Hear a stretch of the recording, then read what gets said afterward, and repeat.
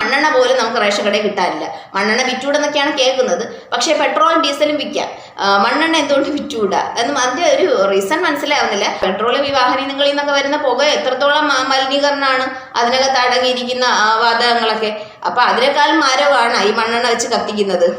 വിമാനങ്ങൾ, പിന്നെ റോക്കറ്റുകൾ, അതിൽ നിന്നൊക്കെ ഇന്ധനങ്ങളല്ലേ നിറയ്ക്കുന്നത്. അതിൽ നിന്നും അന്തരീക്ഷത്തിലെ മലിനീകരണം അല്ലേ വരക്കുന്നത്. ദൗത്യങ്ങളൊക്കെ പറയുന്നുണ്ടല്ലോ ബഹിരാകാശത്തിലൊക്കെ. അപ്പം അതിലൊക്കെ അങ്ങോട്ടൊക്കെ റോക്കറ്റും കാര്യങ്ങളൊക്കെ അയക്കുന്നത് ഇന്ധനങ്ങൾ ഉപയോഗിച്ച് തന്നെയല്ലേ. അതിൽ നിന്നും അന്തരീക്ഷത്തിൽ വലിയ തോതിൽ പിന്നെ മലിനീകരണം ഉണ്ടാകുന്നില്ലേ. അപ്പം ഇപ്പം കത്തിച്ചുവിടാന്നൊക്കെയാണ് നിയമങ്ങൾ.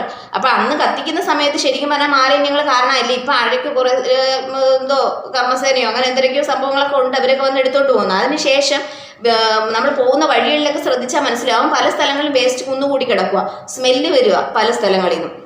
അവനവൻ്റെ വീട്ടിലുണ്ടായിരുന്ന മാലിന്യങ്ങൾ സംസ്കരിച്ച് കത്തിച്ചു അവരവരുടെ രീതിയിലൊക്കെ കളയുന്ന സമയത്ത് ഇത്രയും വേസ്റ്റുകൾ ഉണ്ടായിട്ടില്ല.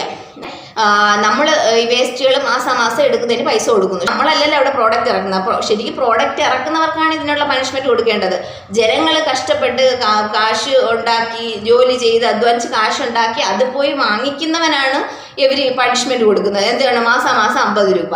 അതെന്തിനാണ്? അത് എൻ്റെ റീസൺ എനിക്ക് മനസ്സിലാവുന്നില്ല. ശരിക്കും ഈ വലിയ കമ്പനികൾ സാധനങ്ങൾ ഇറക്കുമ്പോൾ അവർക്ക് വേണം പിഴയിടാൻ, അവരെടുത്ത് വേണം പറയാൻ ഈ പ്ലാസ്റ്റിക് ഇറക്കരുത്, അങ്ങനെ പ്ലാസ്റ്റിക് മലിനീകരണം ഉണ്ടാക്കുന്നുണ്ടെങ്കിൽ അങ്ങനെ മലിനീകരണം ഇല്ലാത്ത ഒരു സാധനം കണ്ടുപിടിച്ച് കൊണ്ടുവരേണ്ടത് കമ്പനിയല്ലേ, അല്ലെങ്കിൽ അതിനുവേണ്ട അധികാരികളല്ലേ. സാധാരണപ്പെട്ടവർ കഷ്ടപ്പെട്ട് പൈസ കൊടുത്ത് വാങ്ങിക്കുമ്പോൾ അവരെ നിന്നാണ് ഈ കാശ് കൈയിട്ട് വരുന്നത്. ജനങ്ങളുടെ സുരക്ഷയും ജനങ്ങളുടെ സംരക്ഷണമൊക്കെ ആണ് ഈ അധികാരികൾ നോക്കുന്നുണ്ടെങ്കിൽ ശരിക്കും ആദ്യം ചെയ്യാനുള്ളത് ഇവിടെ നടക്കുന്ന ഈ മദ്യവിൽപ്പന നിർത്തണം അല്ലേ.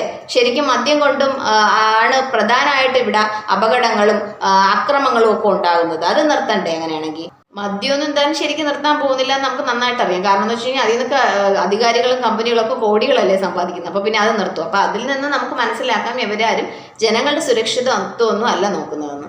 ഈ ഇന്റർലോക്കൊക്കെ ഇട്ട് പിന്നെ ഈ ടാറിങ്ങും എല്ലാം കോൺക്രീറ്റുകളൊക്കെ ആയി കഴിയുമ്പോഴത്തേനും ഈ നമ്മളിടുന്ന വേസ്റ്റ് ആയാലും മറ്റു വിസർജ്യ വസ്തുക്കളായാലും മാലിന്യങ്ങളായാലും അടിയിലോട്ട് പോവാതെ, അതായത് ഭൂമിക്കടിയിൽ മണ്ണുണ്ടെങ്കിലല്ലേ ഭൂമിക്കടിയിലോട്ട് പോകുള്ളൂ. ഭൂമിക്കടിയിൽ പോവാതെ ഈ മാലിന്യങ്ങൾ ഇവിടെ തന്നെ നിന്ന് മഴ പെയ്യുമ്പോൾ ഇതെല്ലാം കെട്ടി നിന്ന് ഇതിൽ നിന്നും കീടാണുക്കളും എന്താണ് പറയുന്നത് രോഗം പരത്തുന്ന ഫംഗസും വൈറസും കാര്യങ്ങളും ഒക്കെ ഉണ്ടായി നമുക്കെല്ലാം അസുഖങ്ങൾ വന്ന് പിന്നെ ഒന്നുകിൽ അസുഖങ്ങൾ വന്ന് മരിക്കും, അതല്ലെന്നുണ്ടെങ്കിൽ ഈ ലോകത്ത് ഇങ്ങനെ ഇതെല്ലാം പിന്നെ കോൺക്രീറ്റുകളും ഒക്കെ കൊണ്ട് നിറയുമ്പോഴത്തേനും ഓക്സിജൻ കിട്ടാതെ ശ്വാസം മുട്ടി മരിക്കേണ്ടി വരും. അതല്ലെങ്കിൽ പ്രളയം വന്ന് വെള്ളം കയറി ഇതിനകത്തുനിന്ന് വെള്ളം താഴോട്ട് പോകാതെ വെള്ളം കുടിച്ച് മരിക്കേണ്ടി വരും. എന്താ